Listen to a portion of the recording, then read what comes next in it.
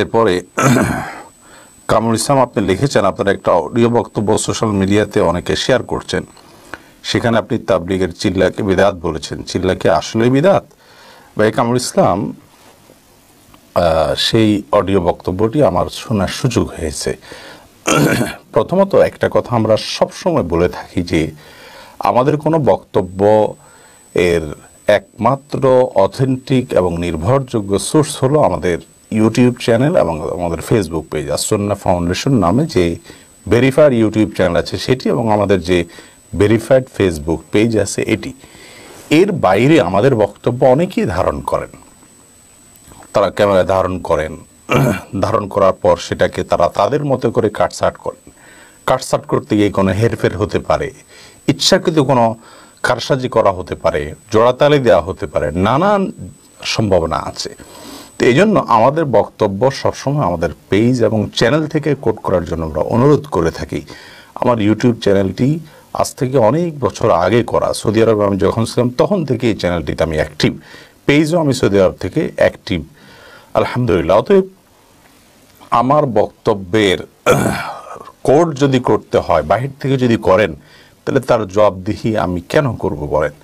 আমি তো বলে দিয়েছি যে আমার বক্তব্যের মূল সোর্স কোন জায়গা। আমি অনেক ভিডিও দেখেছি যে আমার কোনো কথা এমনভাবে প্রচার করা হচ্ছে যেটা আমি বলি নাই। একজন স্বনামধন্য বক্তার বিরুদ্ধে আমার কণ্ঠে দেখলাম বেশ আজে বাজে কথার একটা ভিডিও, একটা অডিও। আমি পুরোটা শুনে অবাক হয়ে গেলাম যে হুবহু আমার কণ্ঠ, অথচ এই কথা আমি গুণাক্ষরও বলিনি।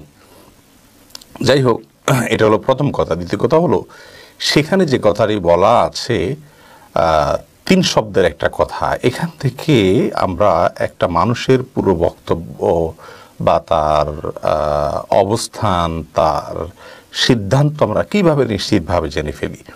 সেখানে যেটুকু বলা আছে আমার যতটুকু মনে পড়ে, বেদাতি পন্থায় 3 চিল্লা দেওয়া, তাবলিগে 3 চিল্লা দেওয়া বেদাতি পন্থায়। তো এখানে এটা যদি আমার বক্তব্য হয়ে থাকে, আমি জানি না এটা আদৌ আমার বক্তব্য কি না, আমার মনে পড়ে না আমি এরকম কোনো কথা বলেছি। যদি আমার বক্তব্য হয়েও থাকে তাহলে সেক্ষেত্রে আপনি লক্ষ্য রাখবেন যে বেদাতি পন্থায় 3 চিল্লা দেওয়া এর মানে হলো যদি কেউ 3 চিল্লাটার এই উপকরণকে ইবাদত বানিয়ে ফেলে, এটাকে সুন্নাহ মনে করে, এটাকেই শরীয়ত বানিয়ে ফেলে, এটাকে এরকম আবশ্যক করে ফেলে, তাহলে সেক্ষেত্রে সেটা বেদাত যে হবে সেটা বলাই বাহুল্য। এবং এই ব্যাপারে তো কোনো আলেমেরই কোনো দ্বিমত নেই আমি যতটুকু জানি। তো সেই পন্থায় যদি কেউ দেয়, সেই কথা বলা হয়েছে এখানে। আর এক্ষেত্রে আমার ব্যাখ্যা একেবারে ক্লিয়ার। এ বিষয়ে আমার মনে হয় অন্তত কয়েকশবার ফতোয়া প্রশ্ন উত্তর আমরা দিয়েছি। যে অনেকে বলেন যে বিশ্ব ইজতেমা এটা বেদাত, অনেকে বলেন 3 চিল্লা 1 চিল্লা বেদাত। আমরা বিনয়ের সাথে বেশ অনেকবার এগুলোর উত্তর দিয়েছি। যারা খুঁটে খুঁটে ছিদ্র আবিষ্কার করেন তারা সেগুলো কেন বের করেন আল্লাহ তাআলা ভালো জানেন। আসলে মানুষ যখন ছিদ্র অন্বেষণ করার জন্য লেগে যায়, তো একটা মানুষের হাজার হাজার বক্তব্য থেকে অনেক কিছুই পাওয়া যায় যেটাকে দিয়ে সমালোচনা করার জন্য পয়েন্ট বের করা যায়, বা তার বিরুদ্ধে তাকে আসামের কাঠগড়ে দাঁড়া করার জন্য বের করা যায়। এটা খুব সহজ একটি কাজ। যাই হোক, যেটি বলছিলাম যে আপনার এই বিশ্ব ইজতেমা বিদআত কিনা, এটা প্রশ্ন আমাদের কাছে অনেক আসছে এবং শতবার এটা উত্তর দিয়েছি বিভিন্ন জায়গায়, আমাদের লাইভেই বিভিন্ন জায়গায় হয়তো আছে। এবং আমরা সেখানে বলেছি যে কিছু মানুষ কোথাও সমবেত হলো কোরআন এবং হাদিস শেখার জন্য, জানার জন্য, বোঝার জন্য, দ্বীনি জজবা তৈরি করার জন্য। এটা সম্পূর্ণ জায়েজ একটি কাজ। এটা বেদাত হতে যাবে কেন? এটা যদি বেদাত হয় তাহলে সেক্ষেত্রে আমাদের এই যে লাইভ অনুষ্ঠান এটাও বেদাত হবে। আমরা যত প্রকার দ্বীনি প্রোগ্রাম করে থাকি, সম্মেলন আয়োজন করে থাকি, যত প্রকার ইজতেমা করে থাকি, সবগুলো বেদাত হবে তাহলে। হ্যাঁ, কেউ যদি সেখানে বিশেষ কোনো ভুল উদ্দেশ্য নিয়ে যায় যে সেখানে গেলে আল্লাহ তাআলা দোয়া কবুল করবেন, এই জায়গা থেকে যে সেই জায়গার বিশেষ বরকত আছে, সেই জায়গার বরকতময় মক্কা মদিনা বা আপনার অন্যান্য দোয়া কবুলের জায়গাগুলোর মতো একটা জায়গা মনে করে, অথবা সেখানে যাওয়াকে হজের সাথে তুলনা করে, যেমন হাতে গোনা 2-4 জন করে, যাদেরকে গুণেও হয়তো বের করলে হাতে গোনা কয়েকজন হবে। যাই হোক, তো এই রকম চিন্তাধারা নিয়ে যদি কেউ করে তাহলে সেটা বেদাত হবে, সেটা ভুল হবে। কিন্তু এছাড়া বাইরে এটা ভুল হওয়ার তো কোনো কারণ থাকতে পারে না। একটা হলো উপকরণ, আর একটা হলো ইবাদত।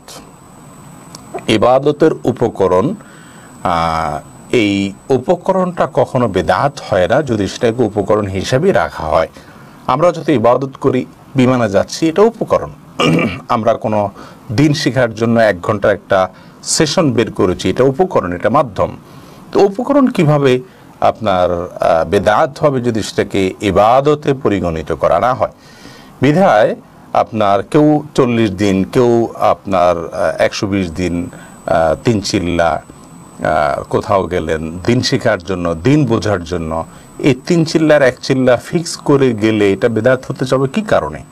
তাহলে সেক্ষেত্রে আমরা যে অনার্স করে থাকি, মাস্টার্স করে থাকি হাদিসের উপরে, তাফসিরের উপরে, বিভিন্ন সাবজেক্টের উপরে, এই যে মেয়াদ, এই মেয়াদটাও তো কোরআন হাদিসে নাই, তাহলে এটা বেদাত হয়ে যাবে। আল্লাহ মাফ করুক, এই বিষয়গুলো খুব সহজ সরল, কিন্তু এগুলোকে আমরা এত ঘোলাটে করে ফেলছি এবং এত বেশি জটিল বানিয়ে ফেলেছি যে খুবই আপত্তিকর। মোদ্দা কথা হলো যে অডিও আমাদের নামে প্রচারিত হচ্ছে, এই অডিও বক্তব্যে কোন প্রকার কারসাজি হয়েছে বলে আমাদের জোরালো ধারণা, এরকম কথা আমি বলেছি ওনার মনেই পড়ে না।